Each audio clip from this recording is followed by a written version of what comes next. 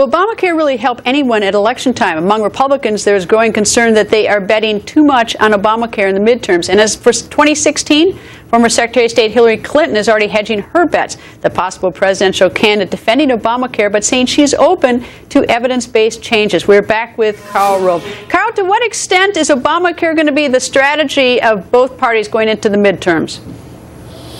Well, I think it's going to be a big part of the Republican strategy. Democrats are going to try and diminish the damage that's being done to their brand and to their candidates by it. But Republicans have got to be careful on how they approach it. They've got to, in my opinion, first of all, be very focused on the fact that they say to the American people, they didn't tell the truth about this law. People were warning. Experts were warning. The Congressional Budget Office was saying people are going to lose coverage. The actuaries at the Department of Health and Human Services were warning you wouldn't be able to keep your plan. We've got to have the Republicans not only just simply say there are lots of problems, but they need to say Democrats were warned there were going to be these problems and they turned a blind eye to them. Second of all, they've got to make the argument that can you really trust the people who passed this law to be the people to fix it? They rammed it through with no one reading the law, with no public discussion, with no committee hearings, no back and forth between Republicans and Democrats, straight party line vote. Do you really want to trust those people?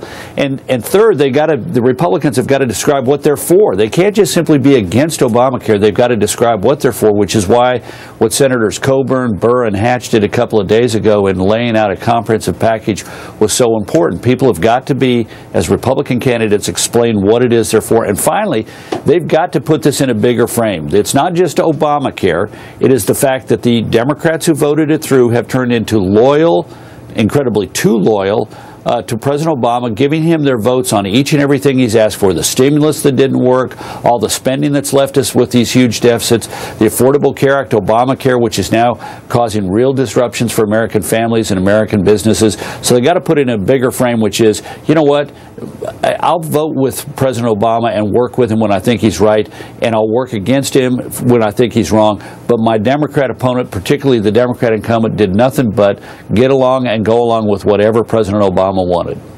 All right, let me ask you about the Tea Party impact in the U.S. Senate. Even this Tuesday is the Senate primary in the state of Texas. Senator Cornyn is up for re-election. Senator Cruz is not going to endorse him, fellow Texan.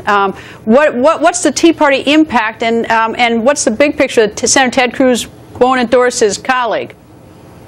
Well, it's not just Senator Cornyn. He has said that he will not take a role in any Senate primary this year. So it's not just his home state colleague, it's every race around the country. He did raise money earlier for the Senate Conservative Fund. He's raising some money now for the Madison project, both of which are involved in primaries. But he told his colleagues that he would neither endorse nor oppose any of them individually. I think Senator Cornyn is going to have a terrific victory on Tuesday. He's a very popular senator.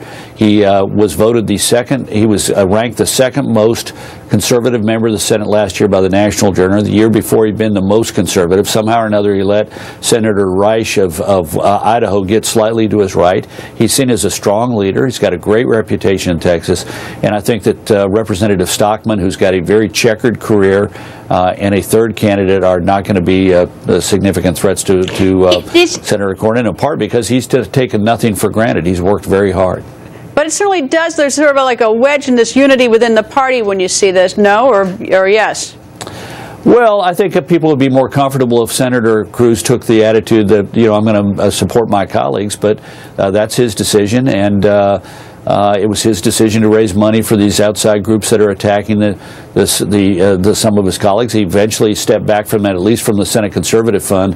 Why he, after assuring his colleagues that he wouldn't raise money against them, he signed a second letter for the Madison project is you know, sort of strange. But look, it is what it is. And I thought Charles Krauthammer earlier this evening had a really good response on Brett Baer's, which is what's interesting is there are disagreements about tactics, not about the strategic goals. The Republican caucus is unified in the idea of repealing Obamacare and replacing it with market-oriented reforms that really do allow people to have access to affordable health insurance.